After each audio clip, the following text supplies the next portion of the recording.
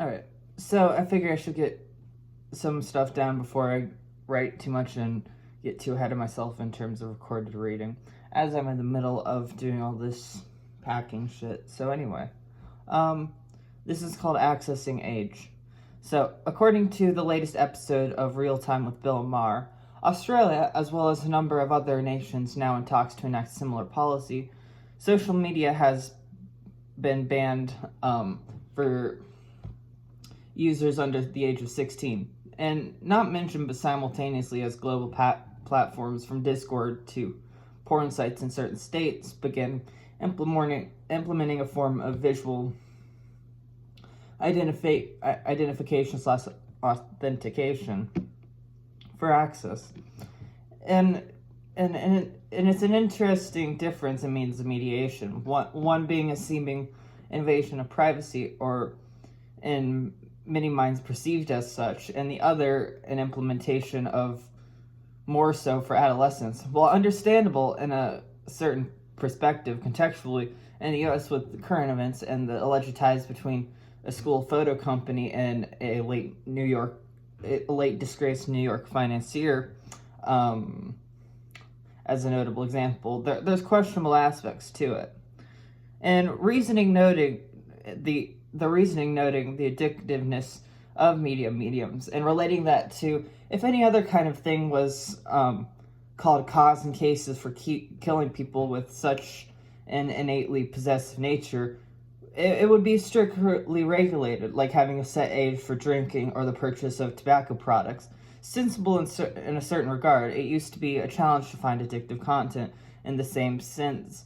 Adolescents, but specifically between 13 and 20, will attempt and in some moments succeed in procuring anything from cigarettes to weeds to sexuality. And with that, it's exposing a certain level of irony, because parenting has long touted the line against peer pressure, as it removes part of their own perceived authority in their own units.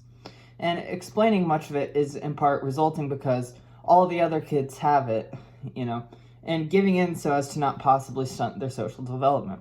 All the while, as those who were hit with the tech advancements in the most crucial years first emerged with reported regret and the resulted loss in social developments from its over-inclusion so forced upon them.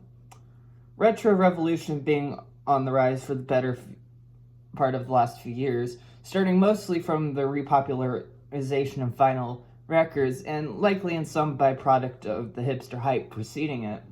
It is given alternatively marketed route of content consumption.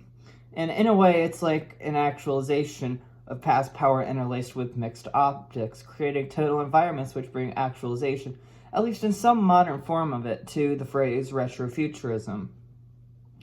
So, and interestingly, it was the younger demographic in this 13 to around 32 age bracket, which are responsible for, literal revolutionary reorganization of entire nations in the last 365-day cycle.